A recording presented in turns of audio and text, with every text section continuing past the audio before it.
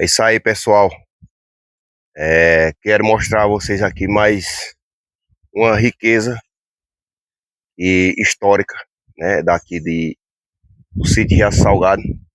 Para quem não conheceu, isso aqui era a casa do finado Adolfo, né, um dos grandes fazendeiros aqui. Vou mostrar direitinho a vocês, detalhadamente, aqui como era essa casa, como foi mais um pouco da história que eu conheço, né. Eu vim aqui nessa casa aqui, meu pai comprou isso aqui mais ou menos em 92, né? Antes disso, eu vim aqui ainda, né? Eu tinha mais ou menos aí uns 8 para 9 anos. Quando cheguei a ver o vereador, conheci ele, né? E vou contar um pouco da história dessa casa. Vou arrodear aqui para nós ver aqui essa casa aqui, casa bastante antiga, né? E, e vocês vão ver bem direitinho, passo a passo aqui como é. Aqui, ó. Isso aqui é uma parte dela aqui, que essa casa ficou de herdeiro e o pessoal, os herdeiros principalmente, queriam derrubar essa casa. E minha mãe, sempre foi uma pessoa conservadora, né? Comprou umas partes aqui. Aqui tinha um alpendre, de fora a fora aqui. Conheci muito bem aqui esse alpendre. Tinha esse pé de embuzeiro cajá, tinha um pé de tambor ali muito grande e tinha outro pé de embuzeiro cajá ali. E aqui tem muitas histórias aqui essa casa. Eu vou arrodear por outro lado para mostrar o tamanho que era essa casa. Era uma casa, parece, ela tinha 6 quartos, sendo que 2 quartos era de taipa ainda, na época. E essa casa tem uma história interessante, que quando o vereador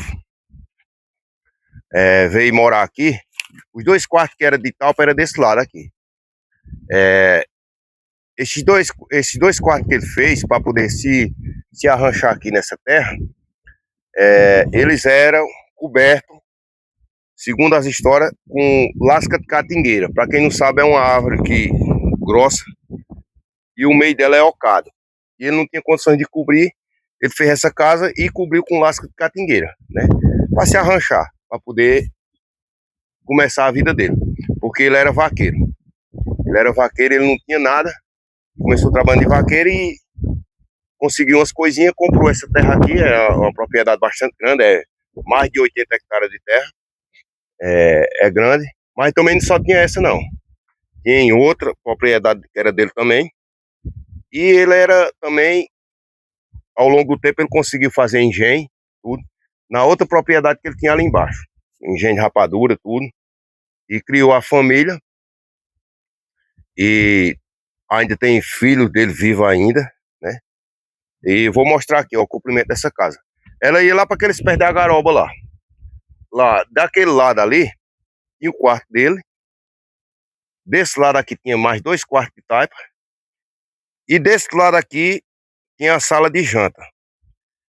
Esse outro lado ali era um armazém, aqui é a cozinha, dessa parte aqui é a cozinha, e lá outro quarto. E um detalhe curioso, para quem não sabe, mas assim, os filhos dele me contaram, e uma coisa interessante, ele vinha lá do quarto dele, chegava aqui na sala de janta, e chegava só até ali na porta da cozinha, e perguntava se o almoço já estava pronto. Ele nunca entrou na cozinha. Ele dizia que cozinha não era lugar de homem, era lugar de mulher, né?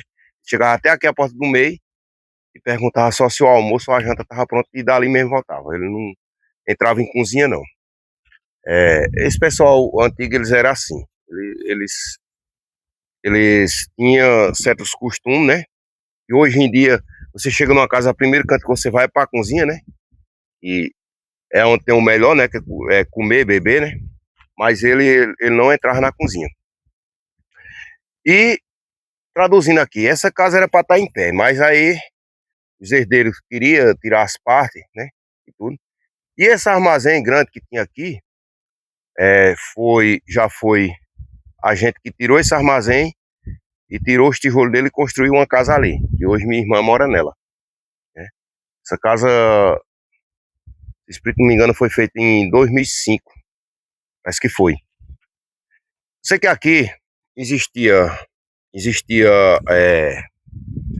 esses tabuleiros por aí, era tudo cheio de bode, cheio de ovelha, de gado, de tudo. O vereador era uma pessoa que tinha bastante condição.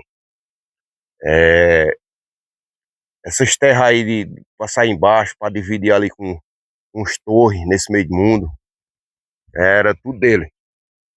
Ele ajudou muito o comércio também na época, em Tapetim, principalmente aqueles caras que estavam começando, matar um boinho para vender a carne. Chegava aqui para comprar um bicho, um bode, um porco, um, um, um boi. Ele dizia: não, vendo, quando você apurar lá, aí você vem aqui e me paga. Então foi uma pessoa que ajudou muito também, né, nessa parte aí. E hoje em dia é assim, você compra um bicho, quando é com 8 dias, você vai lá e recebe, o cara já tem apurado. Mas de primeiro não era assim não. O cara chegava, comprava o bicho, comprava no dinheiro, e ia para lá aventurar, vender. E ele aqui não, ele fazia diferente. Num tempo muito difícil, ele fazia assim. Ele, não, você leve, sabia que a pessoa estava começando, você leve o boi, mate, venda a carne e depois você vem aqui e me paga.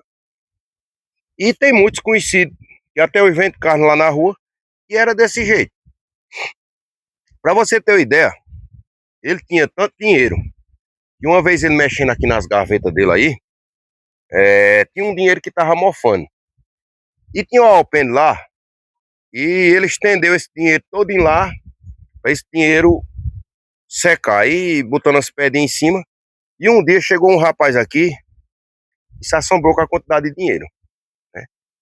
Então, não sei não, mas uma casa velha dessa aqui, eu não sei como, se já foi arrancado botija, eu não sei, mas era uma pessoa que tinha condição, né? Que era dono de engenho, criador, é, gado, ovelha, bode, né?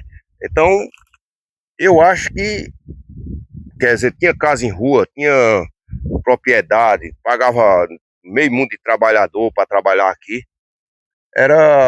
Muita gente conheceu o vereador. O vereador, eu acho que faz uns 30 e poucos anos, só que 30 e poucos anos por aí que morreu. Mas a história dele começou muito cedo. Eu queria mostrar aqui a vocês porque a gente tem vários familiares dele, do vereador, neto, bisneto, que me segue aí. E eu queria contar essa história para vocês. É isso aí, valeu, beleza.